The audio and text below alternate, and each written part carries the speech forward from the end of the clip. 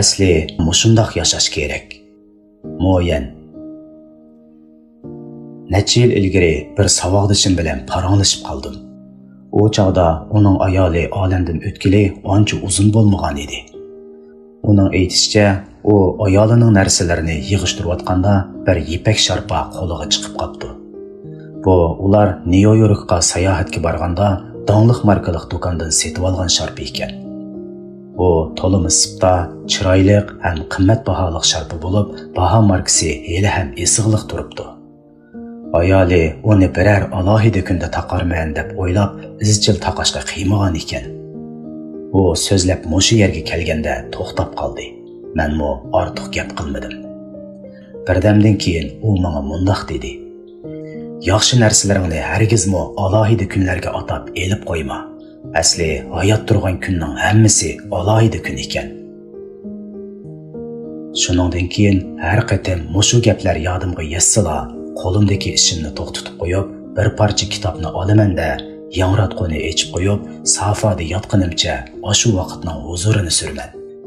Derazadan sirtqa qarab, pastdagi iqinning suzuk suvlaridan huzurlanaman.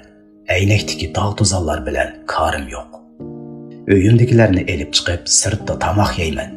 Uydagi tomoqning qandoq bo'lib ketishi bilan korim yo'q. Turmush biz qadrini qiladigan bir xil kechirmish bo'lishi, hargizmo kun o'tkazishli bo'lib qolmasligi kerak. Men u savodishim bilan bo'lgan parangni bir xonimga so'zlab bergan edim. Keyin ko'rishgan vaqtda u menga hozir o'zining xristollarini burunqidek ishkapga tizib qo'ymaydiganligini aytib berdi. U ilgari ularni alohida kunlarda ishlataman deb o'ylabdi ekan. Keyin undoq alohida kunning azaldan bo'lib boqmaganligini bayqabdi. Keyin kunlarning birida degandek so'zlar uning kallasidan butunlay chiqib ketibdi. Ko'nglini xush qilgudek, mamnun bo'lgudek ishlar bo'lsa, u hozirli berib anglaydi ekan, hozirli berib ko'radi ekan. Biz doim ko'ni do'stlar bilan jam bo'lishni o'ylaymiz, lekin yana fursat bo'lganda deymiz. Biz doim olli-burun cho'ng bo'lib ketgan bolalarimizni quchoqlashni o'ylaymiz, lekin yana muvofiq paytini saqlaymiz. Biz doim jo'rimizga xat yozib, o'tliq muhabbatimizni izhor qilishni yoki uningga bo'lgan hurmatimizni bildirishni o'ylaymiz, lekin yana o'z-o'zimizga oldirab ketma deymiz. Amaliyotda har kuni saharda ko'zimizni ochgan vaqtda o'zimizga bu kunning alohida bir kun ekanligini aytishimiz kerak. Har bir kun, har bir minutning hammasi shu qadar qimmatlik. O'zingni qo'yib etib usul o'yna.